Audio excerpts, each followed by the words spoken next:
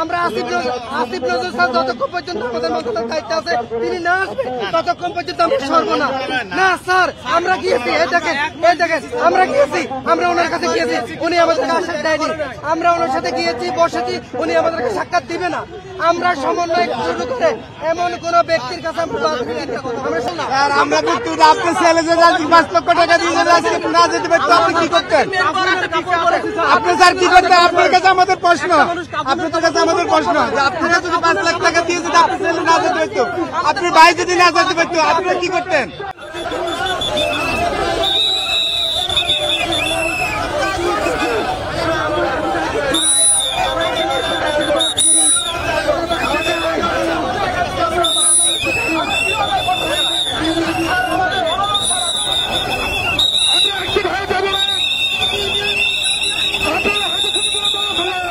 আমরা এখানে দাঁড়াচ্ছি মালয়েশিয়া যাওয়ার জন্য। মালয়েশিয়া আমাদের যাওয়া হয় নাই।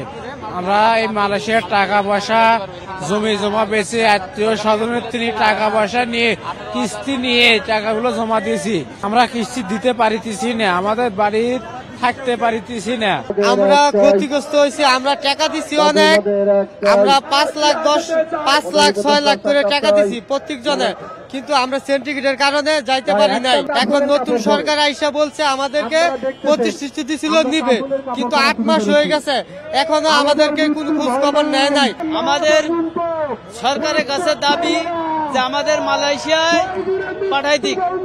আমাদের এই 8-9 মাস যেভাবে ঘুরাচ্ছে, অফিসে গেলে দালালের কাছে পাঠায়, দালালের কাছে গেলে এজেন্সি অফিসে পাঠায়, আমরা কোথাও ঠাঁই পাচ্ছি না।